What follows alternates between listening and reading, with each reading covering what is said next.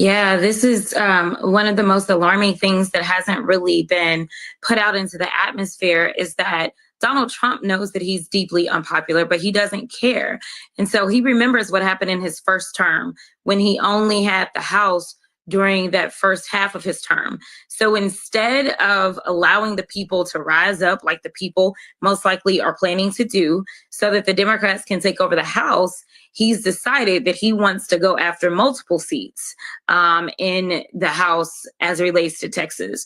The first two phone calls that I got from the House, this is while they were still in session, and this was before any reporting had come out, was that he wanted to come after myself and Al Green. Ultimately, once reporting started to come out, it said that he wanted to try to squeeze out an additional 5 seats. We only have 13 Democratic seats in the state of Texas right now to 25 Republican seats, which is completely skewed and gerrymandered as it is. And so, yeah, this is his little project to hopefully hold on to the House, the same like he did in North Carolina. And he's also planning to go after Ohio as well and targeting 2 women there in the state of Ohio. So people need to wake up and understand that, like, ultimately, if we don't have the numbers, it's not because we're not out here working. It's not because we're not trying to win. But when the system is rigged against you, there's only so much that you can do. So it'll be interesting to see what some of our blue state governors decide to do, whether or not they decide to push back and say, hey, 2 can play this game. If you want to sit up here and try to play with those Democrats that are in red states, then we can play with the Republicans that are in blue states. So we'll see ultimately how this kind of shakes out. But he's already called a special session in the middle of July, I believe around like July 15th. And we will find out whether or not he's going to put redistricting on the call. Incompetence in the Texas state government and incompetence in the Trump administration. And instead of actually trying to be there for the people of Texas in the Hill Country, children at summer camp who's lost their lives, they call a special session. And the main reason for that special session is to try to steal the midterm elections by rigging the Texas congressional map. These people are a complete and total embarrassment. Imagine a group of people, this is how corrupt they are, who in the middle of a search and rescue operation that is taking place in Texas right now, dozens of children drowned to death. And some of that has to do with incompetence in the Texas state government and incompetence in the Trump administration. And instead of actually trying to be there for the people of Texas in the Hill Country, children at summer camp who's lost their lives, they call a special session. Read that headline for me one more time. What'd you say? It says, now this is the New York Post. We already know where they stand. It says, President Trump and First Lady Melania arrive at MetLife Stadium to a huge applause for a FIFA Club World Club final. And we had our very own DJ John, who had the luxury of being in the building. Did the President of the United States arrive to huge applause with his with the First Lady yesterday? Oh, yeah. He arrived to this. Congratulations, you played yourself. Say word. Oh, what? Yeah. The amount of booze was crazy.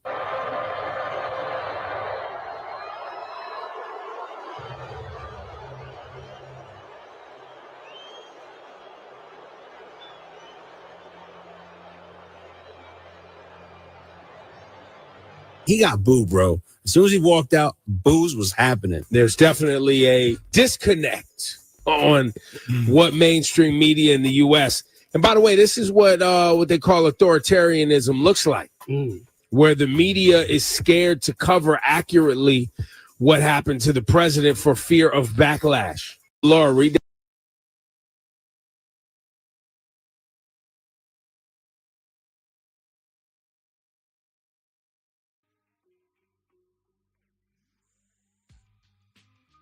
that.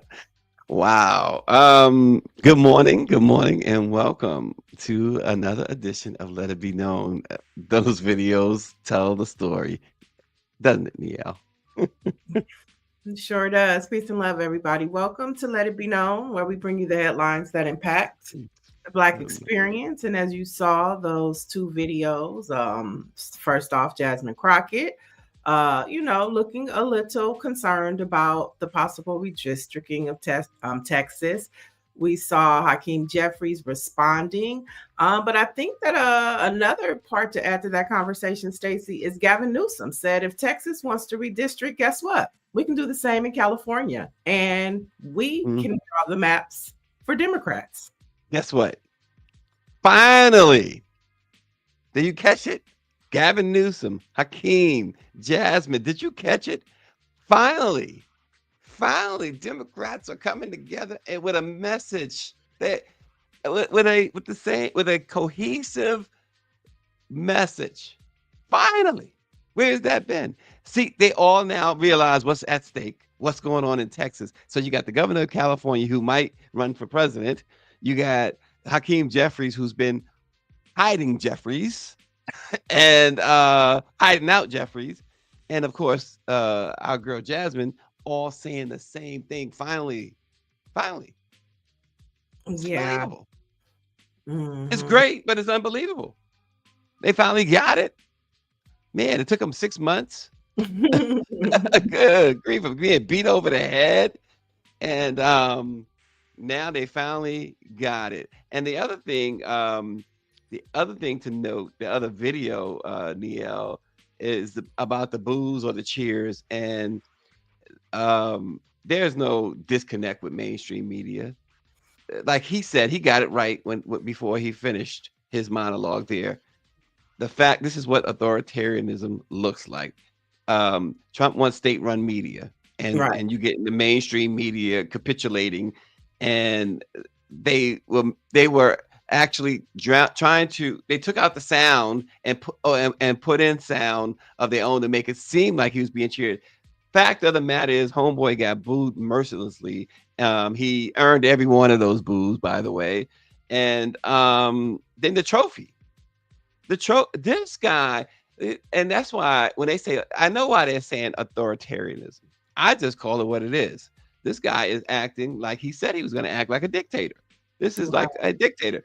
And taking their trophy, FIFA giving him the trophy and giving the winners replicas. Are you kidding me? What type of world do we now live in? Yeah, he never ceases to amaze. Just when you think we've hit rock bottom, we find that there's a lower level. This guy, I gotta say this, the RNG talk about, wait, what? The Democrats fighting back? He says, say it ain't so. I'm as shocked as a white woman screaming in a scary movie. What kind of nonsense is that? Right. We got to get to Friday so RNG can do his swag sports show on YouTube Friday night, because he needs something to do right now. But folks, we start with something that flew under the radar, I should say, over the weekend. The federal appeals court handed Marilyn Mosby, the Baltimore's former state's attorney, a mixed outcome.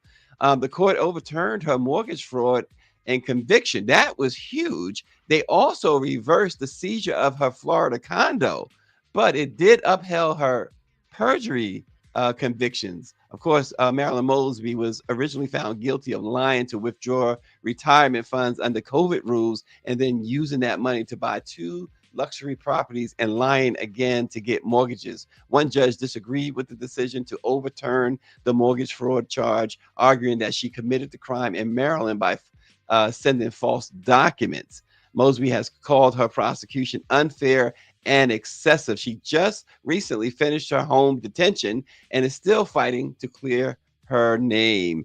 Good for her that the Supreme Court saw through all of the nonsense. The state Supreme Court, that is, saw through all the nonsense. I believe it was the state, yeah. And the mortgage fraud conviction, and they said, no, you're not taking the state is not taking her home, no way. And so they did that. So I'm really glad for her. We have from the outset have been following this and have been wondering, Niele, when Biden was issuing pardons for everybody, including his son, and I'm not bashing him for his son. I was the first one to say if he didn't pardon his son, then he's an unforgivable, low-life human being. So I agreed with him. I understood him pardoning how to pardon my son. But Marilyn Mosby should have been at the forefront. She should have been vice president. I don't know what type of juice Vice President Kamala Harris had at the time, but it seems like she should have been in Biden's ear. Maybe she was, and he ignored it. But the fact is, he has the say on that, and he ignored it. Mm-hmm. Yeah, for sure. A lot of people feel that way. You know, there are other Black women that people feel that Joe Biden should have protected, just as he protected his son. We know Angela Rye was at the forefront. She did a petition. She raised the alarm. Joy Reid jumped in on it. So, I mean, yeah, and she's still, you know, dealing with this. If he would have pardoned her, this would have been over for her. But it just goes to show you that no matter how much of an ally sometimes a white person can be, they still act in their privilege. And they don't understand that their privilege gives them certain benefits that Black folks just don't have. And she could have really used that pardon. But, you know, good news for her. And hopefully people like Fani Willis, who Donald Trump can still go after, Letitia James, Attorney General in New York. All of those women deserve some type of security for, you know, defending our country. Defending And Biden didn't do it. Brown folks, and, you know, he didn't. And so, you know, not just Marilyn Mosby, we should be concerned about them too, because trust me, they're still on the chopping block. Oh, and exactly. I'm glad you said that, because I was going to say it too. The fact that he did not offer pardons because he was doing those, and I know it's a different word, but these preemptive pardons, maybe it is the word preemptive pardons as well. And we talked about it on this show ad nauseum. How do you leave these? And it was these Black women he left hanging, like you said, not just Marilyn Mosby, but importantly, Letitia James, importantly, Fani Willis. How do you leave them exposed like that? Mm-hmm. That was so crazy. And Mike V says that Biden was planning on Kamala Harris winning, and she should be the one to pardon Mosby in January when she took office. But obviously it didn't happen. So Biden had the pen, whether it was the auto pen or the regular pen, he had it, and he should have. There was no question. We talked about it so much here in the Black Press and here on Let It Be Known. Why isn't he offering these, women pardons? It's just amazing. So, and speaking of the 47th president and his America, everything prices have soared. And it's becoming unaffordable, Donald Trump's America. For instance, so there's a new report that breaks everything down. A weekend hotel in Nashville can now cost, say, $500 without breakfast, and a single cup of coffee runs $7. Rental cars for 4 days can top almost $700 now. And this is the embarrassing part. You know who did this study? The Times of London. So you got outside people from other countries looking at America and saying, what a disgrace. The Times of London found that hotel rates are now up 24% under Donald Trump's America, with rooms in Manhattan averaging at least $417 a night. Now, airfares look cheaper on paper, but airlines pile on fees. We know about Southwest now charges up to $45 per checked bag. And of course, if you want to go out to dinner and have some drinks and all that stuff, Niele, eating out has climbed nearly 50% in 10 years. A dozen of eggs is over $6. And entertainment is no escape either. Broadway tickets average now about $130.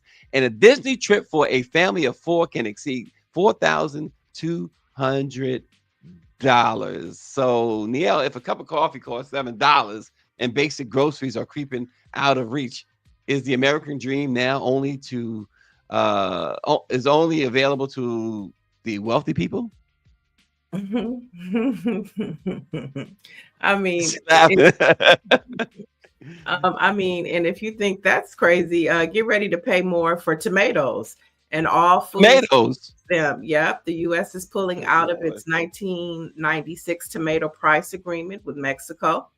And the move makes way for 21% tariffs on many Mexican imports. Good night. And so this tariff situation that he started a couple months ago, we still have yet to feel the full impact of it. And it's just going to get worse. You know, you go to the grocery store, you buy 5 items and you're out of like $89 for 5 items. Just Listen, ridiculous.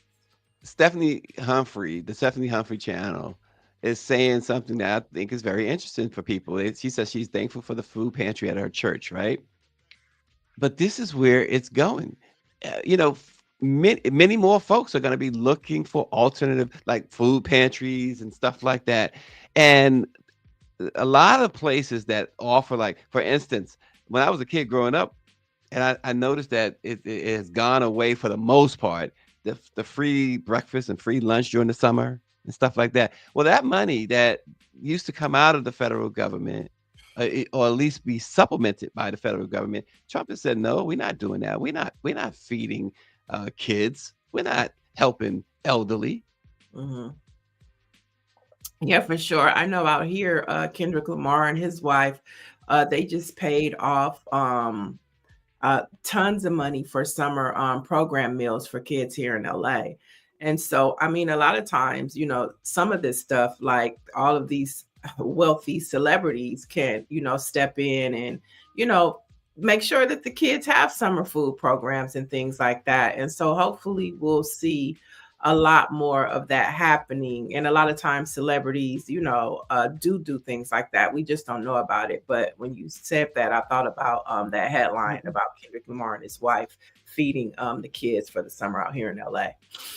Yeah, exactly. And that's why that's why DC, remember Marion Barry was considered mayor for life. And the big reason was because of his summer youth programs was such a huge hit in the district. And we obviously need more cities and municipalities and states to pick up the slack, because this is really a guy who, we have a guy in office who obviously is looking to take away anything from the most vulnerable. So you gotta have a backup here. Gotta have a backup. And again, like you said, you got celebrities, but can we lean on celebrities so heavily? Probably not, because they got to start watching their bottom line too. It takes a village. That's what the proverb says. Exactly.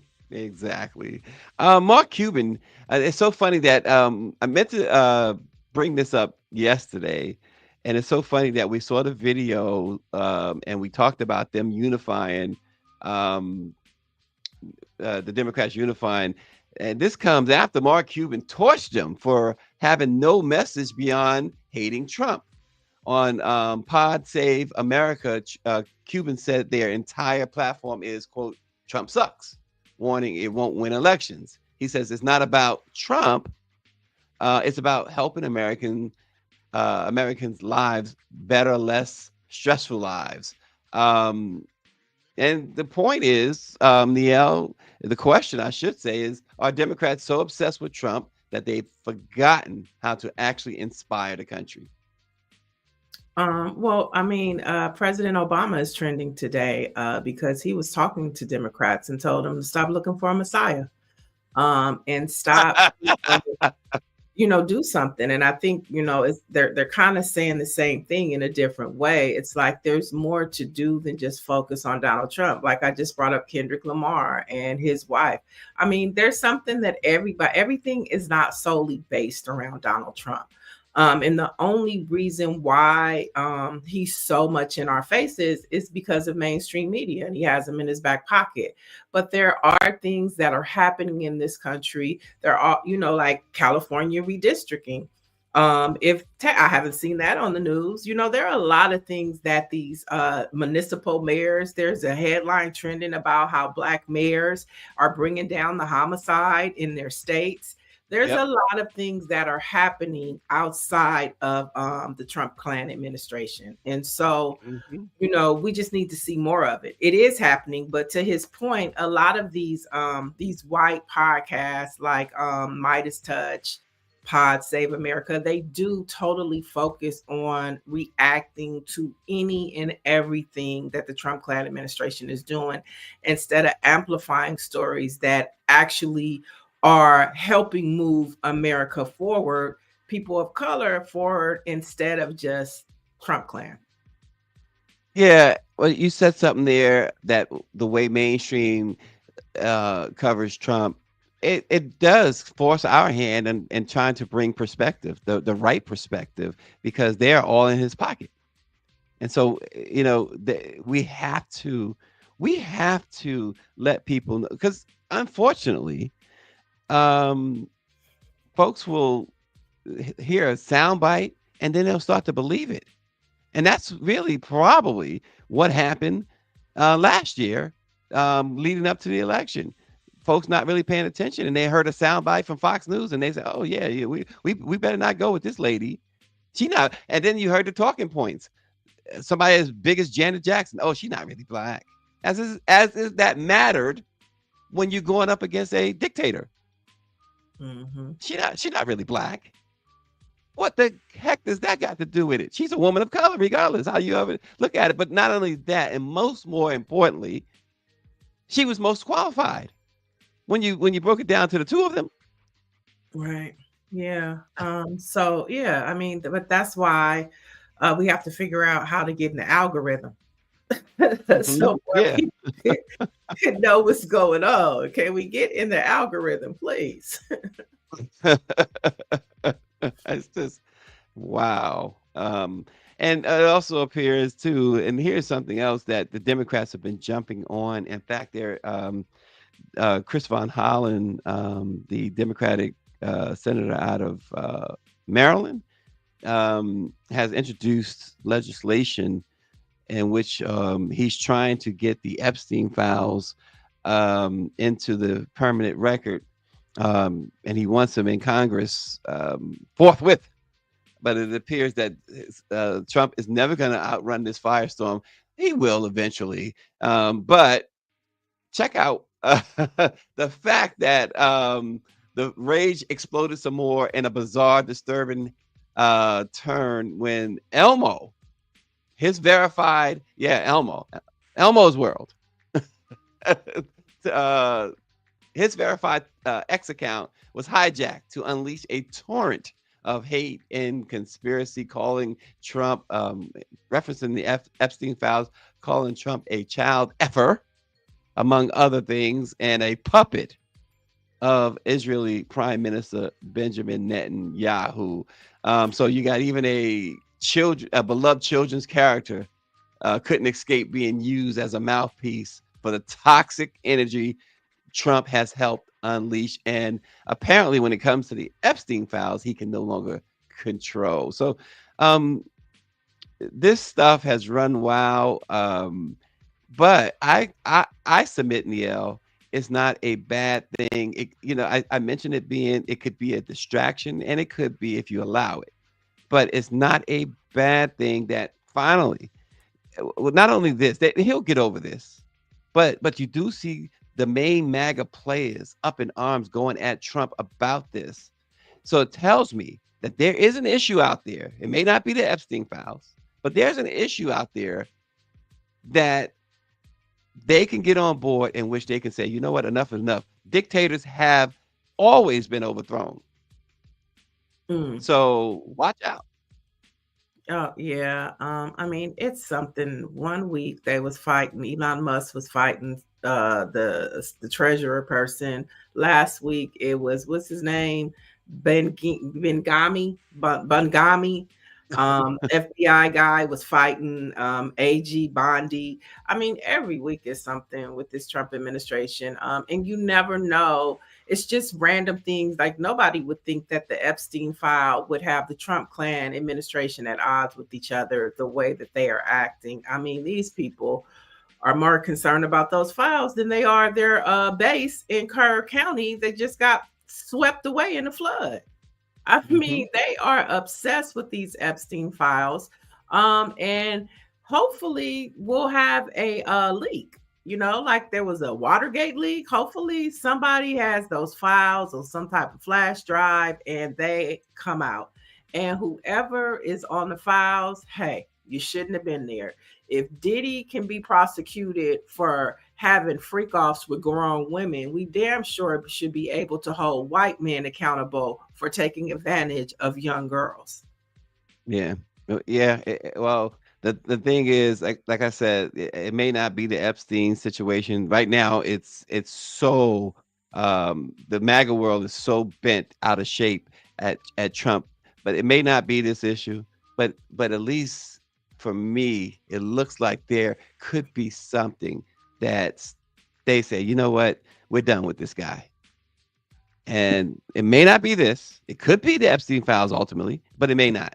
It may be something else, but it tells me that it could be something that they can, that will eventually, that is possible. Okay.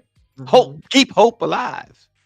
Yeah, Dr. Johnny brings up a good point. The Department of Defense is giving millions of dollars to Grok, which is now through thoroughly Hitler-driven AI tool on X. I saw that headline, and you know, it's like they are.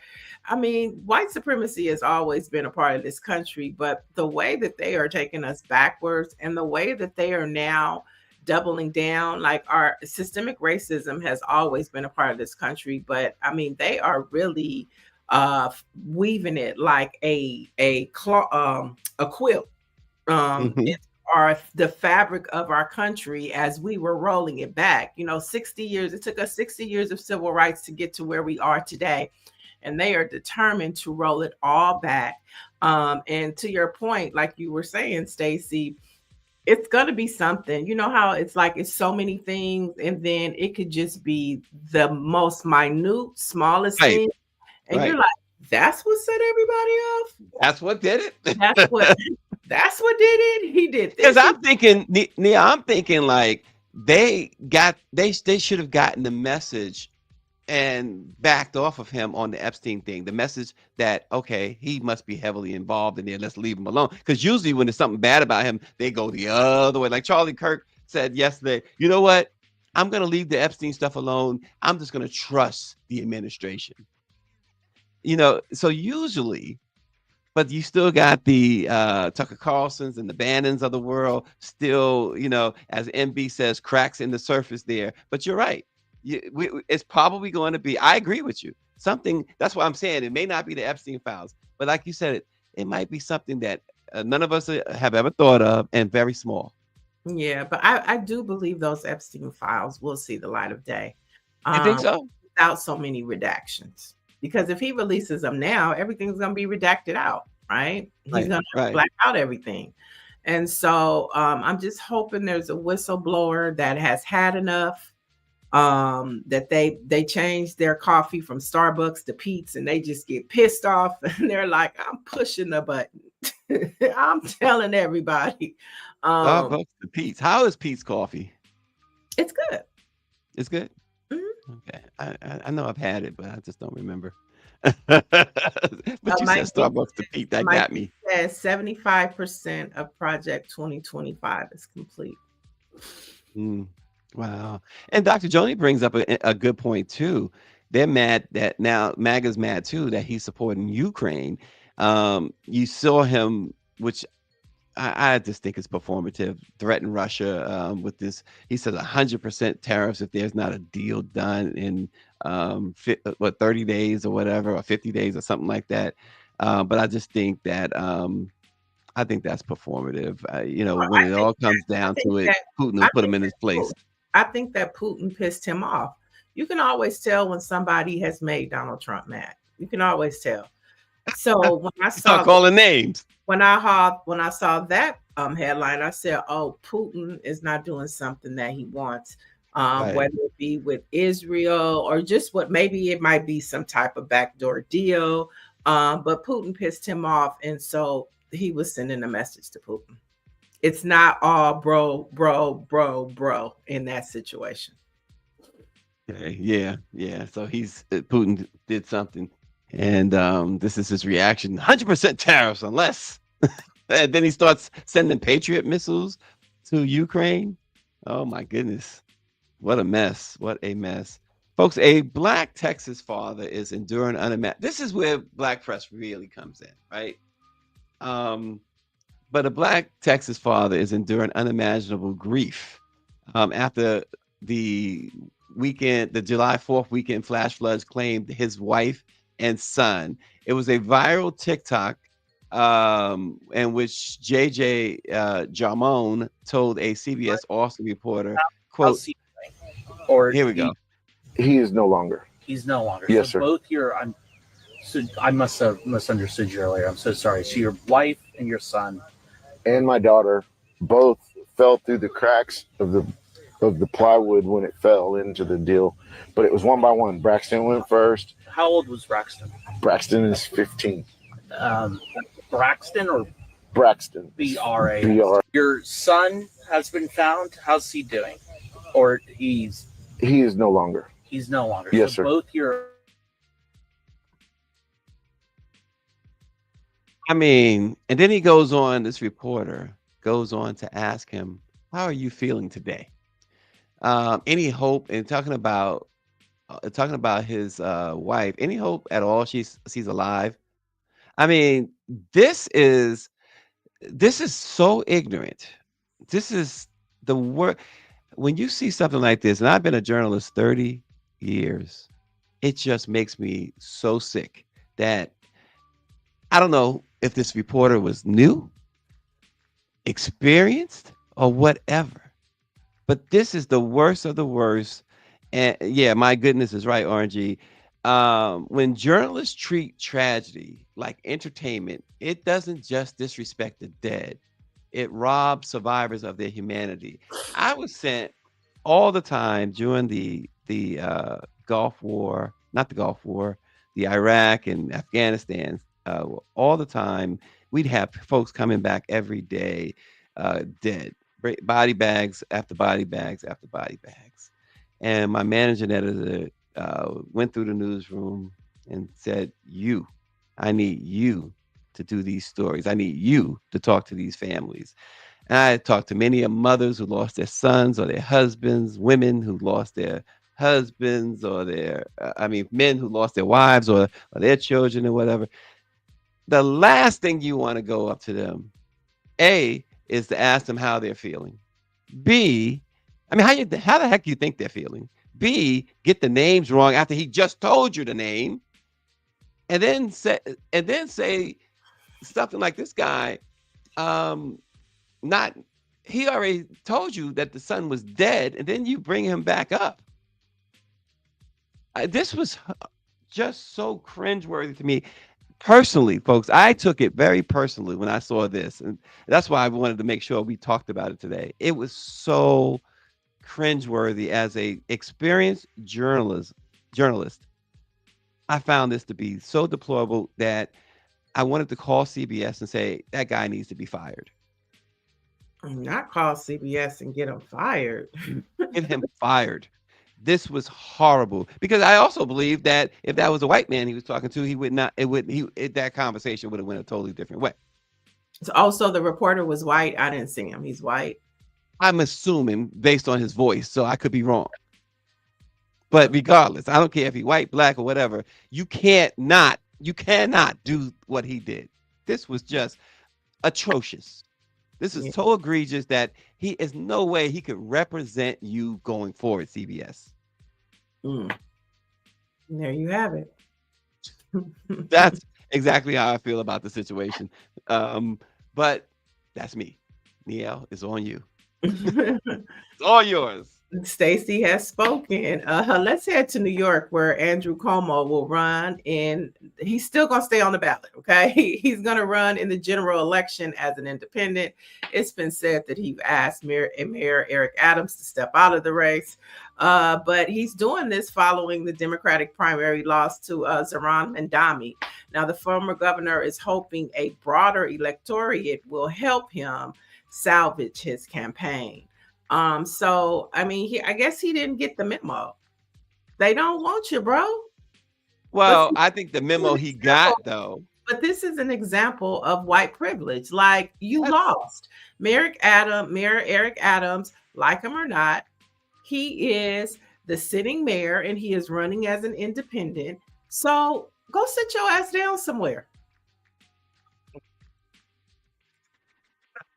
You know what? I think he did get a memo, though, Niele. I think he's counting on some sort of help from MAGA.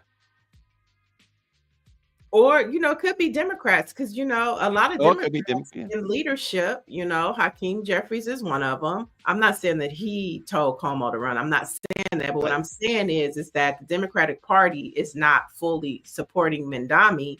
And it's just ridiculous that this man is like, I'm going to run anyway. And then I'm going to tell the black man that is the mayor to step down. The nerve of him. The nerve.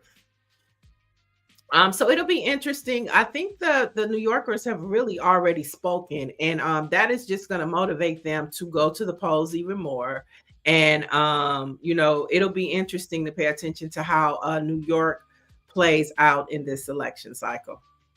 Dr. Joni says that is absolute white privilege. She says the Cuomo family seem to think they're owed the positions they want. Facts, Dr. Joni, facts. So we'll continue to monitor the election because it just gets juicier and juicier. We'll see if Minority House Speaker Hakeem Jeffries decides to endorse him. There's a lot of things that can happen as that race unfolds. Heading over to some sports podcast news, Shannon Sharpe's lawsuit has been stalled after his accuser fails to appear in court. Now, Clark County District Court Judge Anna Albertson expressed clear frustration over her absence, calling the lack of representation concerning given the severity of the allegations. Now, the plaintiff, who is like in her early 20s, filed the case earlier this year. She didn't even submit a reason for the no-show. So it looks like Shannon Sharpe may be able to regain everything that he lost. Well, I'm not sure about that part, but it looks like he may not have to part ways with $50 million that she was asking for. You think ESPN is going to have him back? Possibly. Men do men things. I mean, and sometimes there's no color in that, Men do, and if he's not guilty, all of them. Look at the owner of, who is it? The Patriots. He got a 20-year-old woman. You know what I'm saying? So, I mean, that type of thing is a boys club type situation. And it really hasn't stopped Shannon Sharpe. He's still doing his podcast, which had Ocho Cinco. Well, that's where he makes his money, right? His real money. His other podcast with sit downs with celebrities. So, I mean, he really hasn't lost anything at all, except the deal that he had on the table. You know what I'm saying? He didn't lose. I mean, it was on the table. So, I mean, there you have it.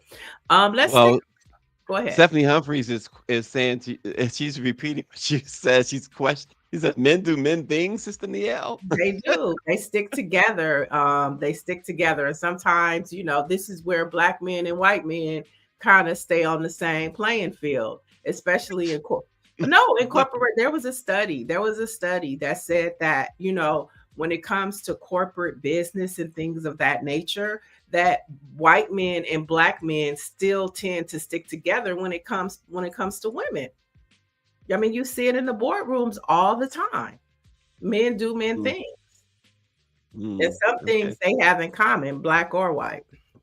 Some things we all have in common, black or white, but to this particular situation is what I'm talking about. And then moving on in sports, Layla Ali has announced she would return to the boxing ring, come out of retirement to face Clarissa Shields if somebody put 15 to 20 million on the table. Now, Shields took this as a challenge and she went to Twitter and said, "What a great weekend of boxing. really motivated. Now, Layla Ali, I'm the greatest now. Be careful what you ask for. You know I've been wanting to make you eat your words. You not a better boxer than me. And at 175 pounds, I'll put you on your back. Been ready for you. Oh, been ready for it. So she's been lying in the cut. Oh, I guess she couldn't. Remy Ma didn't want to get in the boxing ring with her. So hey, she's been waiting to beat up on somebody. Oh, wait a minute now. Well, I guess nowadays the age doesn't matter anymore, right? Because it isn't. I mean, Layla Ali's been retired for a while, right?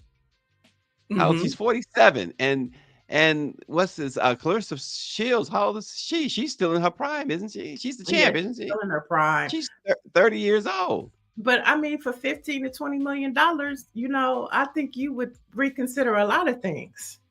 Oh, listen, Layla's smart by saying for $15 to $20 million for sure. But if I'm Layla, too, that starts to get too heavy in there. I'm taking a knee and taking my 20 million and go home healthy. I mean, and Look at Mike Tyson and that other boy yeah, had earlier this year.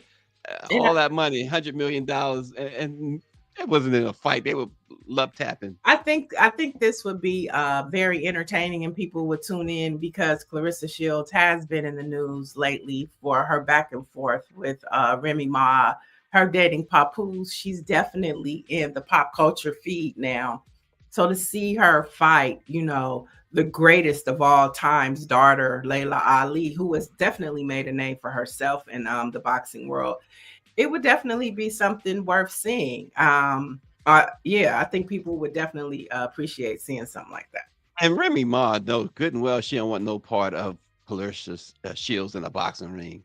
Well, she got prison stripes, so Oh, okay. Well, you never know, right? You never know. Okay. I mean, who would you put your money on? Remy Ma and Shields? No, Layla Ali and Clarissa Shields. Oh, again, it would be Clarissa. She's the champ. She's 30 years old. Layla's almost 50. Mm-hmm. Well, I mean, listen, her father tried it. The greatest of all time tried to fight when he was 40, and he recognized that was a mistake.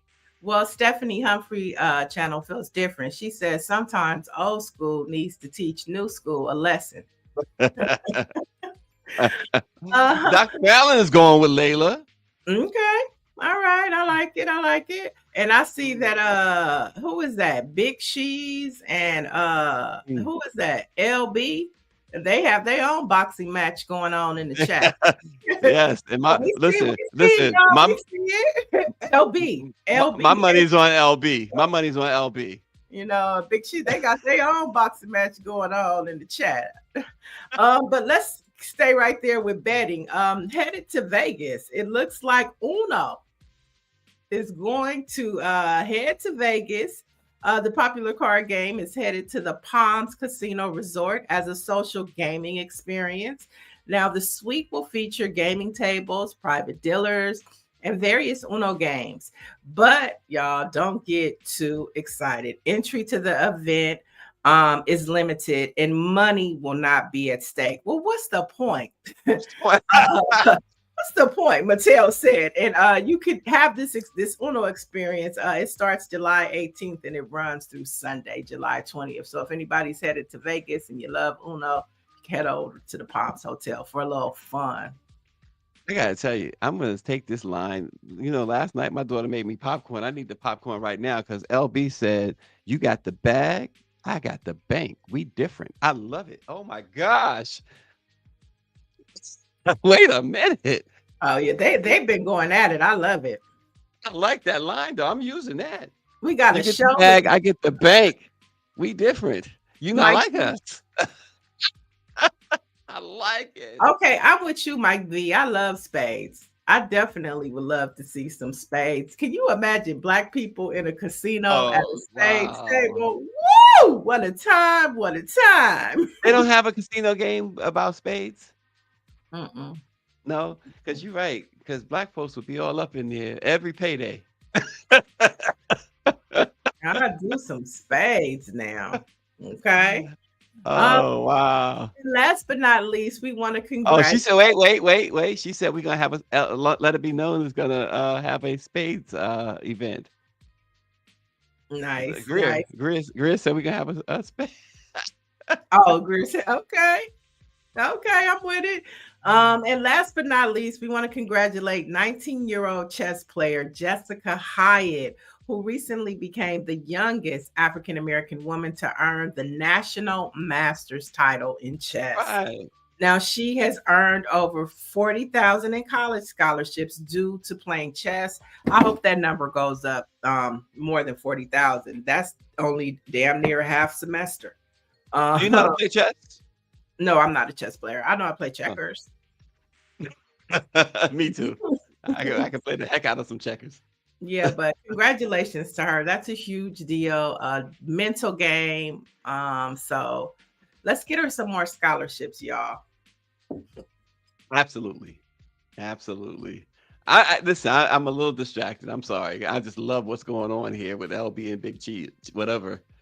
Big Cheese. He said Big Chill. Oh, he's the Big LB, aka Big Chill. So it's the Big Chill versus the Big Cheese. Mm-hmm. Love it. I'm being entertained here this morning. Orange says black people at the family reunion in spades are worse than gas and fire mix. We go through it every year. I agree.